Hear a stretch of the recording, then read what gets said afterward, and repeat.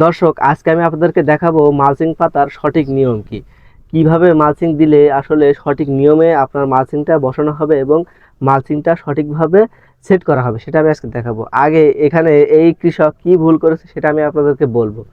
আমি প্রথমে বলবো, এই কৃষক সর্বপ্রথম যে ভুলটা করেছে সেটা হচ্ছে এই জমিটা ভালো করে চাষ দেয়নি, ডেলা ডেলা করে চাষ হয়েছে, যার কারণে এই মাটিটা সমান হয়নি। এই যখন এই বেডটা করা হবে অবশ্যই বেডটা সমান করে দিতে হবে। এই চাষি সেখানে সেই কাজটা করেনি। এই জন্য আপনারা অবশ্যই প্রথম কাজটা করবেন, জমি চাষ দেওয়ার পরে অবশ্যই সুন্দর ঝুরঝুরে করে চাষ দিতে হবে, দিয়ে বেডটা করতে হবে সুন্দর করে সমান করে, যাতে এরকম করে ঢালু সুন্দর করে হাত দিয়ে বা আপনার ওই যে কিছু টাননি দিয়ে বা খল্লা দিয়ে যাই বলেন সেটাতে সুন্দর করে টেনে সমান করে দিতে হবে। দেওয়ার পরে আপনার মালচিংটা সমান করে সুন্দর করে এইভাবে বিছাতে হবে, সুন্দর করে বিছাবেন এবং যাতে কোনো এরকম কোনো দর না থাকে। এখানে পানি হলে এই যে দেখতে পাচ্ছেন, এই যে গর্ত মতন হয়েছে, এখানে আটকে থাকবে যদি বেডটা সমান না হয়। মালচিংটা ঠিক এরকম হালকা একটু টান রেখে তে মালচিংটা বিছাবেন। তারপরে আপনাদের কাজ হচ্ছে মালচিং এর সাইডে এরকম দলা দলা করে মাটি দিবেন, এইভাবে এইভাবে অল্প অল্প করে। এই যেখানে যে চাষি মাটি দিয়েছেন একদম অল্প এক মুঠো করে মাটি দেওয়া হয়েছে, এখানে এক মুঠো করে মাটি দেওয়া হয়েছে, যার কারণে এই যেখানে যখন বৃষ্টি হবে, বৃষ্টি হওয়ার পরে এই মাটিগুলো সব পড়ে যাবে, এখানে আর মালচিং এ থাকবে না, সব তখন বাতাসে মালচিং উড়ে চলে যাবে।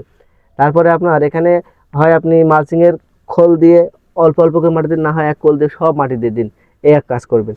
তারপরে আপনার কাজটা হবে এই বেডটার ভিতরে একটু ফাঁকা রাখা, কারণ আপনি যখন সেচ দিবেন, যাওয়া আসা করবেন, এর ফল ছিঁড়বেন, তখন অবশ্যই চেষ্টা করতে হবে যে এর ভিতরে জায়গা রাখা। ভিতরে জায়গা না থাকলে আপনার এই আপনি যাতায়াত করতে পারবেন না, সেচ দিতে পারবেন না, সার দিতে পারবেন না, এই শিকড় চলে আসবে, হ্যাঁ বিশাল সমস্যা। এই জন্য অবশ্যই চেষ্টা করবেন যে প্রত্যেকটা বেডের খোলে 1 থেকে 1.5 ফুট ফাঁকা রাখার জন্য, তাহলে দেখবেন যে আপনার সেচ দিতেও সুবিধা, এমনকি যাওয়া আসা করতে সুবিধা। এই যে চাষি এখানে দেখতে পাচ্ছেন যে ড্রেন রেখেছে একদম 1 বিঘা তারও কম হবে। এই যখন সেচ দিবে তখন এই পুরো বেডটা ভিজবে না, ঠিক আছে, পুরো বেডটা ভিজবে না, অল্প একটু পানি থাকবে। এই জন্য পানি রাখার জন্য অবশ্যই 1 ফুট অথবা 1.5 ফুট জায়গা রেখে এখানে ড্রেন করতে হবে। তারপরে কাজ হচ্ছে আপনাদের ছিদ্র করতে হবে সুন্দর করে।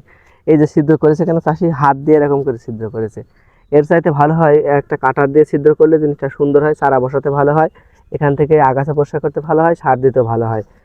তারপরে কাজ আছে, এখানে চাষি দেখুন একদম ঘন করে দেখুন, এক এক বিদ্ধেক 4 আঙুল এই ঝালের চারা লাগিয়েছে। এমন কখনোই করা যাবে না। আপনার সবজি বুঝে জেনে যে কোন সবজি কোন ফসলের কত দূরত্ব লাগালে ভালো হয়, কত দূরত্ব সব থেকে পারফেক্ট জায়গা। এখানে আপনার ঝালের চারা এখানে এই যে 1 হাত অন্তরে যদি লাগাতো তাও একরকম হতো, এখানে লাগিয়েছে অনেক দূরে দূরে, এরকম করা যাবে না, একটু ফাঁকা করে লাগাতে হবে। যেহেতু এখানে জায়গা কম, সেহেতু হচ্ছে আপনি একটু ফাঁকা করে লাগাতে হবে। আর এই সব যদি আপনি সঠিকভাবে করতে পারেন তাহলে আপনি চাষে লাভবান হতে পারবেন। আর পরের পরিচর্যা ঠিক মতন করতে পারেন, অবশ্যই আপনি লাভবান হবেন। আপনার প্রথমে এই যে মালচিং যে পাতাটা মালচিং বিছানোটা যেটা আমি শিখাই দিলাম, এইভাবে করবেন, তাহলে দেখবেন যে অবশ্যই আপনি এখান থেকে ভালো একটা ফল আশা করতে পারেন।